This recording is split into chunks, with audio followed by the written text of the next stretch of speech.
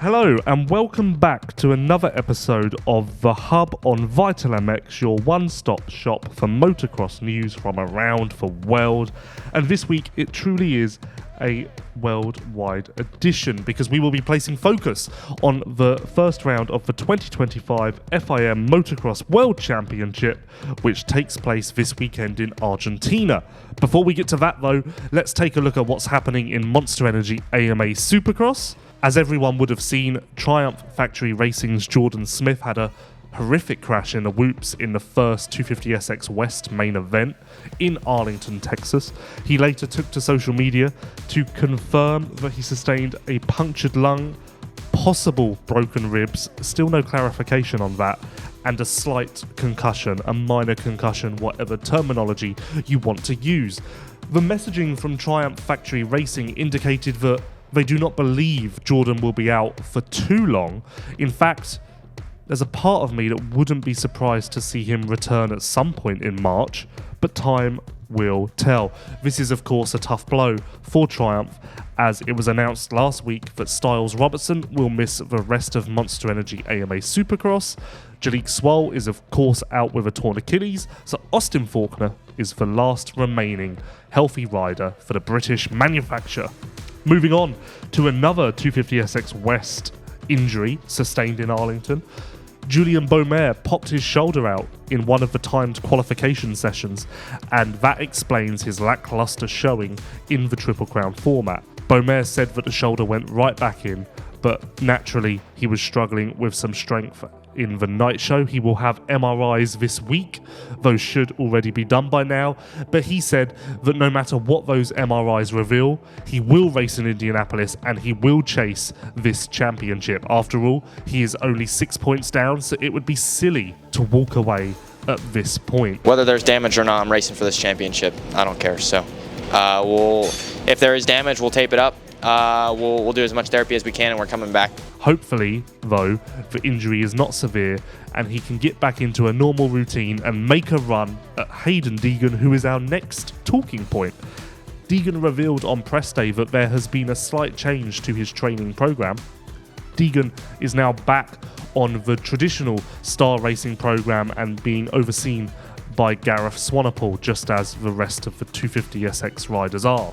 Deegan was working with Christian Craig, but there seems to be some confusion about that arrangement from the public, at least. It seems as though Craig was more of a middleman, the one there to guide Deegan and make sure that he was following the advice from others. However, the verbiage used indicated that Deegan has moved away from Christian Craig, so quite confusing to unpack and deliver the message, I would say. But what is clear is that Christian Craig is still very much involved at Monster Energy Yamaha Star Racing. He is now helping all of the 250SX riders, including Haiden Deegan, and of course he will be returning to competition on his YZ450F, most likely in Indianapolis, so that'll be a very exciting story to follow. Christian's still heavily involved. I mean, he's more involved now with the whole team, just helping the guys out. He's obviously on his own riding too with us. He's training with Swanee as well, so he's there to help. And but now it's more for the whole team. It's not just my personal guy.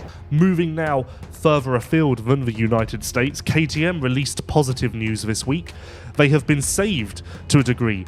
It was D-Day on Tuesday and the result was positive. In a statement, they said this: "At today's restructuring plan meeting, the creditors accepted the restructuring plan submitted by KTM AG. This plan provides for creditors to receive a cash quota of 30% of their claims in the form of a one-off payment cash quota. In order to fulfill the quota of 30%, KTM AG must deposit an amount of 548 million euros with the restructuring administrator by May the 23rd, 2025 at the latest. The court will then confirm the restructuring plan at the beginning of June 2025, and the restructuring proceedings of KTM AG will end once it becomes legally binding." To enable production to be ramped up again gradually from mid-March 2025, KTM AG will be provided with financial resources totaling 50 million euros from the extended circle of shareholders. With the approval of the reorganisation plan, this amount will now be transferred to KTM AG to cover the costs of the phased resumption of production in March 2025. The planned full capacity utilisation of the 4 production lines in single shift operation is to be achieved within 3 months.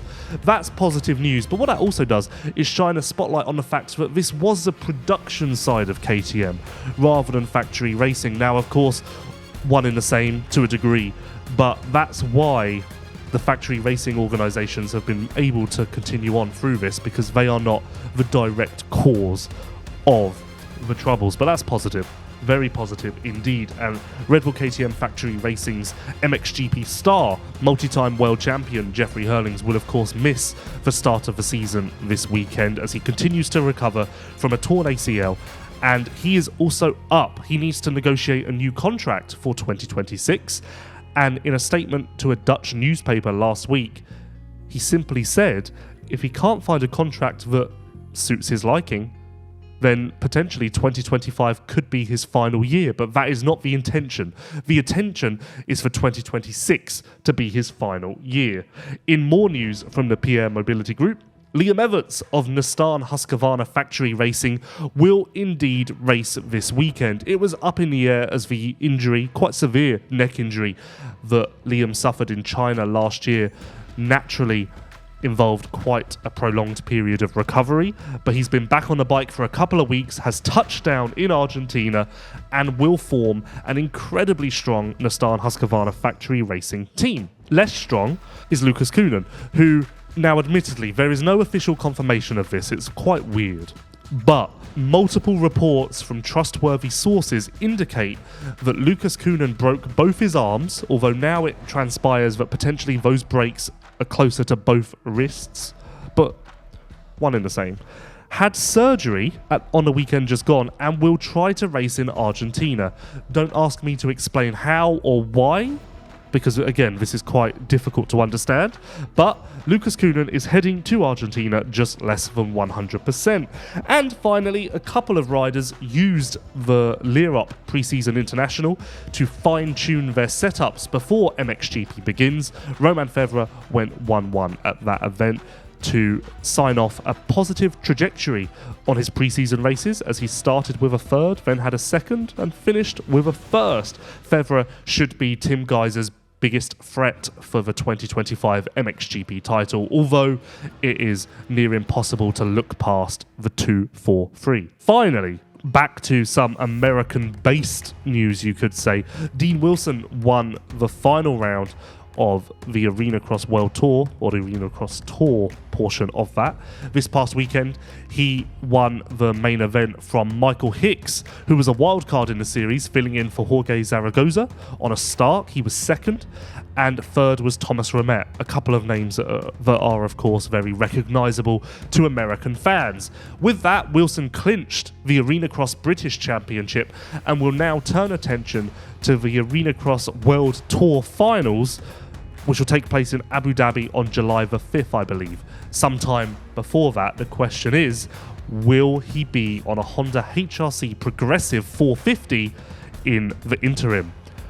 From the people I talk to, it sounds as though the fill-in ride is between Dean Wilson and Dylan Ferrandis. I would expect confirmation rather soon. Thank you for listening and watching The Hub this week. We will be back next week to recap all that has happened in the world of motocross.